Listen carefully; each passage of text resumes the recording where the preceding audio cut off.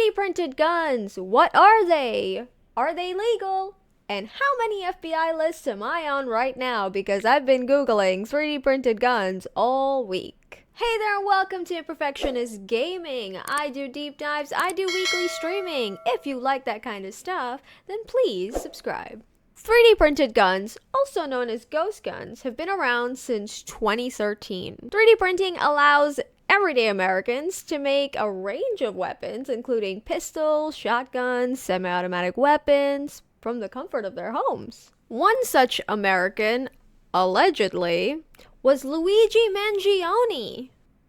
Everyone say hi to Winona. Luigi Mangione allegedly had a 3D printed gun. Why are they legal? Didn't the gun jam twice? I'm not sure this is a ringing endorsement for ghost guns. In recent years, crimes involving ghost guns seem to have abated across much of the United States. Ghost gun recoveries by police in New York City, Los Angeles, Philadelphia, Baltimore, and other major cities dropped by as much as 25% between 2022 and 2023, and the most prolific maker of the kits used to build the untraceable weapons closed its doors this year. The likely cause is a federal rule change requiring the kits to be serialized, a stipulation that forces sellers to conduct background checks on their customers. Which makes sense. Still, the guns continue to make headlines. I don't think that's true. Proof of this is that before they said that Luigi Mangione allegedly had a printed gun, most people I know didn't even know that that was a thing that existed. So if these guns are making headlines on the regular, why is it that the majority of the public don't even know they exist? But Luigi Mangione having a ghost gun is allegedly in the first place. Lawmakers could just be using this very viral killing to get stricter rules set into place for these ghost guns. But conspiracy theories aside, what are ghost guns? The way that I found out about ghost guns was from a video that Vice News did titled 3D Printed a Glock to See How Far Homemade Guns Have Come. It is on par or stronger than the actual factory one. So the 3D printed is better than what you can buy? For this? For this one, I would say, yeah. Only 10 states and Washington, D.C. have laws on ghost guns. The most common ghost guns come partially finished, with all the necessary parts in a box. How long start to finish do you think it's going to take to print this Glock frame? I'm thinking this should be 16 hours. I don't know who the person is that falls into the weird zone where they're not just they don't want to buy a gun, they can't buy a gun, but they really want a gun, and this is the path of least resistance. These are about $320 worth of parts that we ordered off of the internet. The solution, first of all, is accepting the reality that freedom isn't safe. We're roughly 4.5 hours from picking up the plastic off the printer and assembling all of the bits and pieces. All right. It's just jamming every time? Yep. A nerdy group of inventors and designers who just love to build and tinker with 3D printed guns. Are we cool yet? These guys have worked. Oh, I feel like such a nerd. I own that shirt. People see this and see a weapon, you see art. What's the distinction? I mean, art's in the eye of the beholder, right? So this is just a way of expressing ourselves. It's freedom of expression in a much more loud way.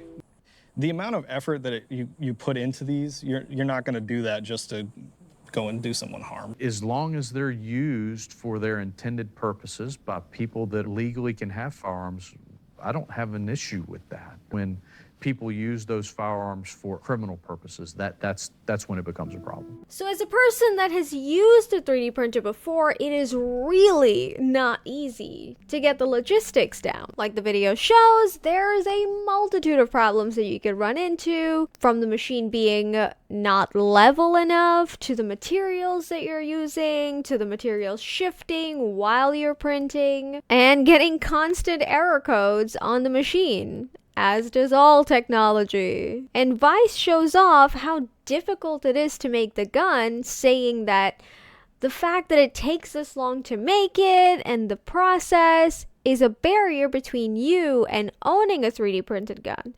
But more likely is that somebody's just gonna sell you an already made gun. For example, if somebody had went to that convention, offered one of the guys there a couple $100s for their gun, that would be the easiest way to get a 3D printed gun. And then you have a gun that you can commit crimes with, and there's no serial number to trace back to you. But, as does all technology, it's buggy as hell. As you saw, the gun constantly jams. Things are not moving as they would with a regular industry-made gun. A metal gun. Oh, I just realized my camera's like hella shifted. Whoops. Similar to Etsy, quality consistency would be your main problem with buying a 3D printed gun. That would definitely be something that a criminal would look at a 3D printed gun and think, well, what if this thing doesn't work when I need it to work? It is made out of plastic, so I'm more likely to just buy a regular gun that I know has been manufactured in a warehouse and has gone through quality control standards. I've never owned a gun myself, but I would imagine that for somebody that needs to use a gun, making sure the thing fires when you need it to would be the main concern. And if in fact Luigi Mangione did use a 3D printed gun in the killing, that explains why it jammed halfway through. And as informative as that Vice video is, it is 3 years old, so there is a consideration on what has evolved in that time in the art of making 3D printed guns. Okay, so this is really the thing that's going to get me on an FBI list. I looked up what is the cheapest 3D printed gun to build, and it led me, of course, to Reddit. The user asks, what is the cheapest 3D printed gun to build? Someone in the comments wrote, right now I'm in the midst of building a young TAC AR-22. It uses a printed DIY bolt and barrel all in one with the filament and parts. Don't have a mag yet. I've spent $70. Now, I don't really know anything about guns outside of PUBG. So if I search this up, that's a big old gun. And he spent $70 building it so far. But you do have to remember you have to buy the machine as well. And not any old hobbyist 3D printer can actually make a gun. 3D printers have definitely dropped in price over the years, but you're still spending at least $200-300 on entry-level printers. Ghost guns are definitely a contentious topic with those who argue that it is your Second Amendment right to bear arms versus those who argue it is too much of a danger for society to allow the creation of which to continue. Oh, ghost gun, that sounds scary. Brand 3D printers! At what point do we just let society live? You can't shield everyone from every scary thing. And especially in America, if you can't buy a 3D printed gun, a regular gun is pretty easy to buy. Even living in New York City, which is the state that has the strictest gun laws, it's still relatively easy to buy a gun.